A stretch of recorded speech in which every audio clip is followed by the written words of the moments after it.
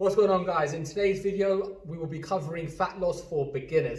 So this is for someone that's quite new to everything, hasn't really trained before, doesn't know where to start with their diet, what kinds of food they should be eating, when they should be eating, etc. So I'm going to cover some of the key points I feel you need to address and put you on the right track to start your fat loss journey. The first thing we want to look at is your body fat percentage. All right. When you weigh yourself, you need to understand that you are weighing your not just fat. People think if they go up in weight or down in weight, they're gaining fat or losing fat. There's a number of things that your body weight is comprised of. There's fat, there's muscle, bones, organs. Water is a massive one. If you're hydrated or dehydrated, that's really gonna affect your overall weight. So what you need to do is start monitoring your body fat percentage once a week. Take your body fat percentage. You can do this. I've got these scales here. So this is a body fat percent scale. So you can buy one of these off eBay, Amazon. The new ones that are out are £25, £30, and start using body fat percentage as your measure of progress, not just weight alone. Another way, if you don't have the scales, is to do, you can use the US Navy method. Google this, and then you just need a tape measure, take a few measurements that they ask for, put them into the calculator, and it will give you an approximate number for your body fat percentage. All right, so that's the first thing. Monitor your body fat percentage, not just your scale weight. Okay, number two is going to be your diet. What should you do with your diet? What should you eat? So the first thing we need to establish and really understand is that you need to create a calorie deficit. So a calorie deficit is needed to lose body fat. What this means is you need to burn more calories than you are eating in a day. All right, so let's just say my body naturally burns around 2,000 calories. Plus I do my exercise, an extra 500 calories. I would have burnt 2,500 calories for that one day. And when I eat now, if I were to eat more than 2,500 calories, I'm going to put on weight. If I eat less than 2,500, so let's say I eat 2,000 calories, I'm going to lose weight. And if I eat the same amount of calories, my weight's going to stay the same. All right, so you must be in a calorie deficit. And really, it doesn't matter too much what kind of diet strategy you follow, as long as you stay in a consistent calorie deficit. Keyword being consistent. There's no point in doing something quite extreme where you really cut your calories severely and then you can't stick to it for more than like 2 weeks. No point. Choose a strategy where you really feel like you can implement for the long term. For example, I'm an Indian guy. I eat a lot of roti. Yeah, dinner is usually roti. Yeah, so if I chose a diet which didn't include roti in that diet, I probably wouldn't stick to it for that long. So you need to just take into consideration your lifestyle factors. To help you understand calories and how much you are eating, download the app MyFitnessPal and start using the app to log your calories. You can, whatever food you eat, you can enter it in there and it will tell you the calories for that. You're going to have to weigh foods out and get a bit accurate with it, but it's a very, very useful tool, MyFitnessPal. Download that. Another thing on your diet is protein is going to be very key. So you want to make sure you are eating enough protein in a day to support your muscle. All right, it's really important that our goal is fat loss. It's not muscle loss. It's not weight loss. It's fat loss. We don't want to reduce our muscle. If your muscle goes down, your metabolism is going to go down. That's no good. If your metabolism goes down, it's going to be faster for you to put on body fat, okay? Because a higher metabolism is going to be better for burning calories, and that goes back to the calorie deficit. All right, so protein is key for supporting your muscle, especially when you're in a calorie deficit. You don't want your body to lose muscle. So give your body enough protein so it maintains its muscle, and hopefully you can even build some muscle when you apply the right kind of training. But we'll move on to that in 1 second. The next thing on your diet as well is if you try to stick to majority whole foods, 80% of the time eat whole foods, think more healthier foods, and then allow yourself 20% of the time to be a bit flexible. So as an example, I like to have tea and chocolate digestive biscuits. So what I'll do is, as a small snack in the day, I might have tea and 1 or 2 biscuits, but that's it. The rest of the day is quite healthy foods: chicken, rice, vegetables, whole foods. Okay. Right, moving on to the next point, we are looking at what kind of training should you be applying for fat loss. Resistance training is the best, all right? Again, why is resistance training better than, say, just a cardio alone? If you did cardio alone, you will burn more calories. So let's get that right. A cardio session will burn more calories than a weight session. But a cardio session will also probably, if you just did cardio alone, you'll lose muscle. And as explained earlier, if you have less muscle mass, your metabolism is going to drop. Our goal is to keep your metabolism as high as possible, because that is where the majority of your calorie burn is going to come from, is your metabolism.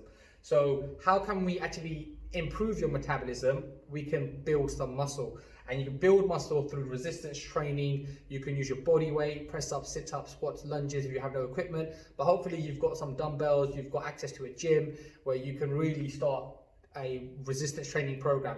Now, how many times a week do I recommend training for a beginner? I would start with something like 3 times a week, 3 full body workouts per week, ranging maybe up to 5 per week. I wouldn't really go for like 7 days a week as a beginner, because you'll probably burn yourself out. You'll probably end up quitting again, and then you're just going to be back to square one. So don't go too hard, too quick. You want to slowly build into it, and then as you make progress, then you can start increasing the amount of times you train, and you can maybe start changing your training program up. So resistance training is going to be key. Then we move on to cardio. So cardio is important as well. It's very good for your health, for your heart health. Now, an easy way to tackle cardio is just to look at how many steps you're doing per day. So if you've got a fitness watch, so I definitely recommend buying a Fitbit or a watch that tracks your steps, your sleep, etc. And then you just focus on how many steps you're doing average per day. So let's just say you're doing like 5,000 steps on average. Then you want to increase this number. If you're doing 5,000, let's go for 10,000 steps a day. It takes around 10 minutes to do 1,000 steps when you're walking at a considerably decent pace, right? So if you want to increase your steps by 5,000 steps a day, that's going to equate to around 50 minutes of walking. If you want to jog or run, you can do that as well. You're just going to do your steps in a quicker time frame. So that's my recommendation, is to try to increase your average daily steps.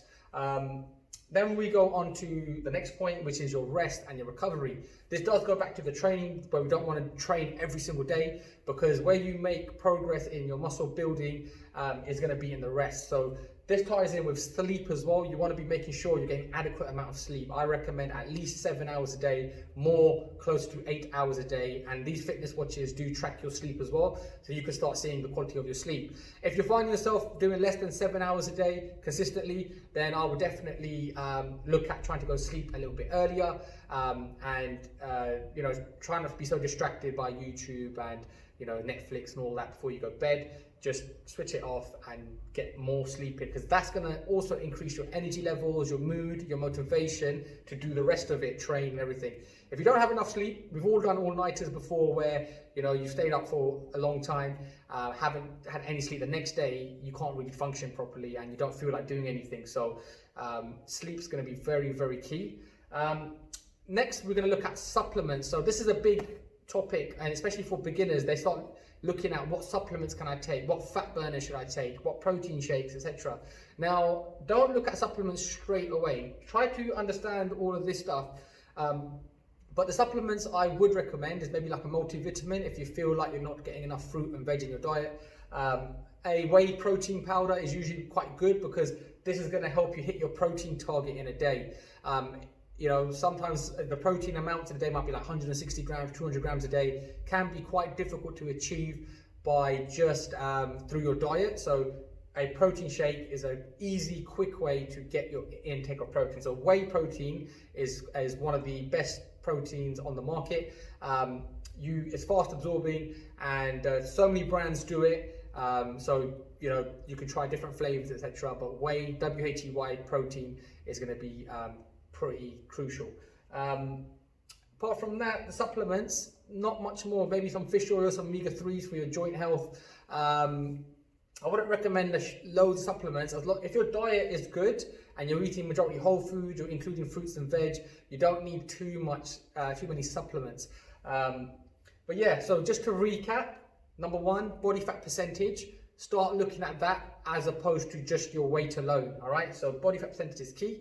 Look at how much fat you are losing, not just weight. You want to lose body fat. Number two is your diet. Make sure you're in a calorie deficit. You'll know you're in a calorie deficit if your weight goes down. If your weight doesn't go down, that means you're not in a calorie deficit.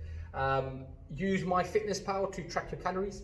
Eat adequate amount of protein, so roughly 2 grams per kilogram of body weight. Try to stick to majority whole foods 80% of the time. Allow a little bit of flexibility so that your diet is manageable and you don't feel like you're restricting yourself so much that you want to quit. All right, so include things you do like in your diet. Resistance training is going to be key. 3 times a week minimum, I'd say. If you can push 5, that's also good, but don't overdo it. You don't want to burn yourself out, especially as a beginner. Cardio, just focus on your step count and try to increase your steps as you go.